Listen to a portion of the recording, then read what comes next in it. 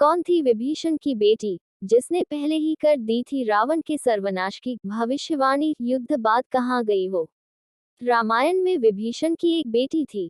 तुलसीदास जी द्वारा रचित रामचरितमानस में इसका उल्लेख मिलता है।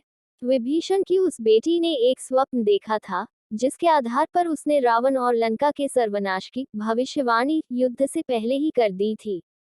रामचरितमानस की एक चौपाई है, त्रिजटा नाम राक्षसी एका, रामचरण रति निपुण बिबेका। भगवान राम के जीवन को लेकर कई रामायण लिखे गए हैं। रामचरितमानस में रावण के भाई विभीषण की बेटी का वर्णन है। भगवान राम के जीवन को लेकर कई रामायण लिखे गए हैं, जिसमें लंका युद्ध को लेकर कई कथाएं मिलती हैं। रामचरितमानस में रावण के भाई विभीषण की बेटी का वर्णन मिलता है, जिसने रावण और लंका के सर्वनाश की भविष्यवाणी युद्ध से पहले ही कर दी थी। सीता हरण के बाद मंदोदरी और विभीषण ने कई बार रावण को समझाने का प्रयास किया कि वे सीता को प्रभु राम को लौटा दे और क्षमा मांग ले, लेकिन रावण ने एक नहीं सुनी। उसने माता सीता को अशोक वाटिका में कैद कर रखा था, जहां पर 300 राक्षसी पहरा देती थी और सीता जी को अनेकों प्रकार से डराती रहती थी। लंका में सीता जी की रक्षक थी विभीषण की बेटी। रामचरितमानस में त्रिजटा का नाम आता है। वह अशोक वाटिका में सभी पहरेदारों की मुखिया थी और सीता जी की रक्षक थी। जब भी रावण माता सीता को डराकर चला जाता था तो त्रिजटा उनके मनोबल को बढ़ाती थी।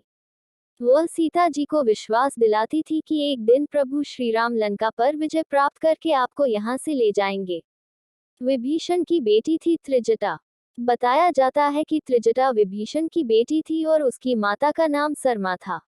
वह राक्षस कुल में जन्म ली थी, लेकिन पिता के समान ही विष्णु भक्त थी। रामायण में उसे कई बार सीता जी को पुत्री कहकर संबोधित करते हुए देखा गया है। त्रिजटा ने पहले ही कर दी थी रावण के सर्वनाश की भविष्यवाणी। रामचरितमानस में त्रिजटा के उस स्वप्न कर वर्णन किया गया है, जिसमें उसने लंका युद्ध से पूर्व ही रावण के सर्वनाश की भविष्यवाणी कर दी थी। राक्षसी जब सीता जी को डराती हैं और प्रताड़ित करती हैं तो वह अपने एक स्वप्न के बारे में बताती है। वह कहती है कि उसने एक स्वप्न देखा है, जिसमें एक वानर पूरी लंका को जला देता है और रावण की राक्षसी सेना को मार डालता है। इतना ही नहीं, रावण गधे पर बैठा है और उसका मुंडन कर दिया गया है और उसके 20 हाथ कटे हुए हैं। वह सभी पहरेदारों को समझाती है कि तुम सभी का हित सीता की सेवा में ही है। त्रिजटा का स्वप्न उस समय पूरा हो जाता है, जब हनुमान जी लंका दहन कर देते हैं।